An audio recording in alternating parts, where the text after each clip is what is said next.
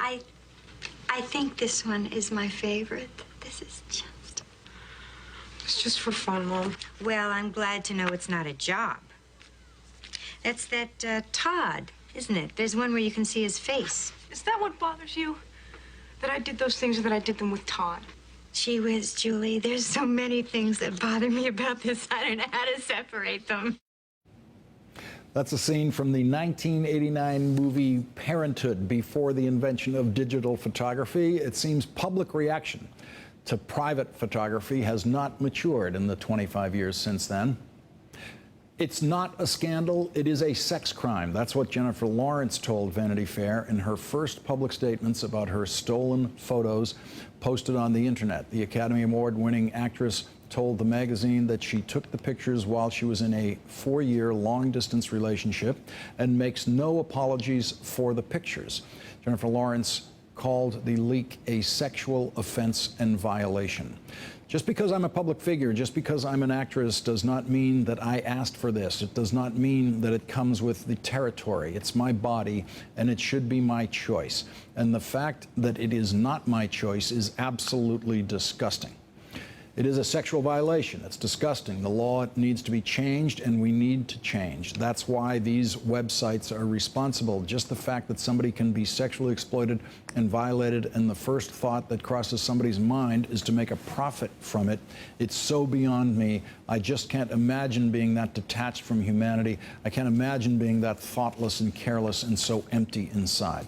Joining me now, Megan Garber, a staff writer for The Atlantic, and Mitchell Maturin, an attorney who specializes in internet law.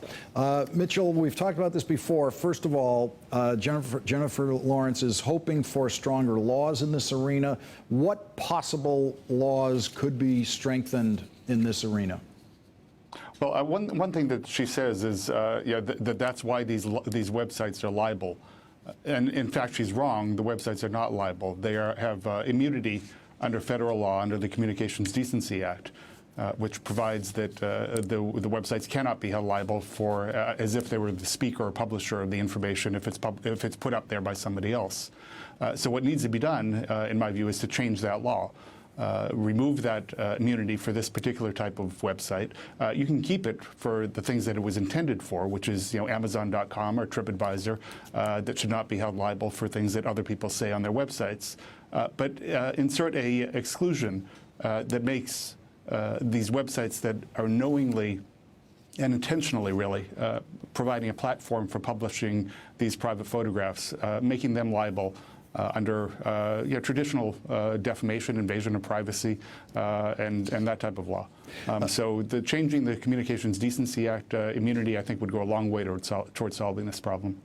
Jennifer Lawrence told Vanity Fair that she tried to make a public statement about this early on, and she said, "Every single thing that I tried to write made me cry or get angry. I started to write an apology, but I don't have anything to say I'm sorry for. I was in a loving, healthy, great relationship for 4 years. It was long distance, and either your boyfriend is going to look at porn or he's going to look at you." Megan Garber, there is a normality to this, certainly within a certain age group, and it has been with us for a very long time. That movie clip we just showed is 25 years old. And so what Jennifer Lawrence is saying, in effect, in that last statement that I just quoted is, come on, everybody does this. This is perfectly reasonable, especially in a long-distance relationship. Yeah, exactly. I mean, I think this idea of I have nothing to apologize for is a very powerful one. I think one of the reasons that the story resonated with so many people is that this could really happen to anybody. So yeah, I think what she's getting at is that we do need legal changes, perhaps, but we also just need sort of cultural decision making when it comes to how we treat these pictures and how we sort of, as a culture and as a society and almost as a network, view the images themselves. I think the most important thing she's saying is about is how people should feel about these kinds of pictures if they do become public. And let me just quote her. It can't be said better. She says, anybody who looked at those pictures, you're perpetrating a sexual offense. You should cower with shame. Even people who I know and love say, oh yeah, I looked at the pictures. I don't want to get mad, but at the same time, I'm thinking, I didn't tell you that you could look at my naked body. And Mitchell, that's the point. It is, and it may be why Jennifer Lawrence is a perfect messenger for this, because she does, as an actress, make choices to exhibit her body in certain ways, in certain places, in certain kinds of photography, including, by the way, in Vanity Fair. But it is her choice. And then she has private choices about what she can do with private photography, and this violates that.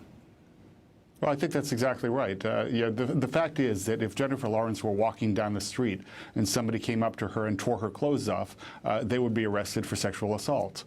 This is the same thing, except it's on the internet. She took personal photographs of her naked body. She had them in her private space. Somebody broke in and stole them. Rather than tearing her clothes off in the street, they're tearing her clothes off and exposing her body on the internet. And it's actually, in some ways, worse than a sexual assault on the street, because the entire world sees it. And the photographs don't go away at the end of the day. And you can't hide them from your future employer or your father or your grandmother. So it really is a sexual assault. Megan, she talks to Vanity Fair about the difficulty of calling her father and telling her these pictures were telling her father these pictures were coming out. You've written brilliantly today about this issue and about how important it is that women in these in a situation like this have complete control over these kinds of photographs.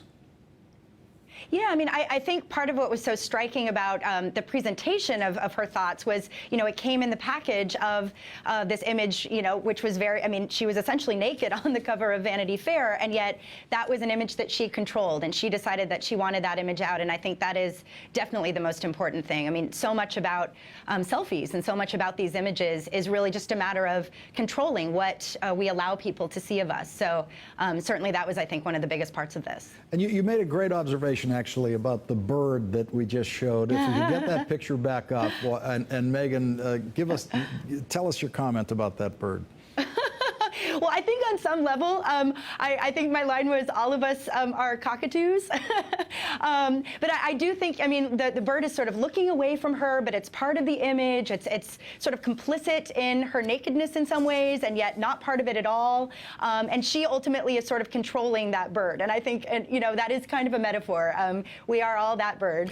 Yeah, I don't want to get carried away with the notion that Vanity Fair's got naked pictures there, especially for people who can't see this and are just hearing it on Sirius Radio in their cars. But I mean, that photograph, it reveals nothing more than an evening gown would reveal. But the important point about it is this was her choice and a photographer's choice and the magazine's choice about how to do this presentation. It was a carefully considered choice. The lines in the photograph are drawn very carefully, and that's not what happens when stolen private photographs get revealed.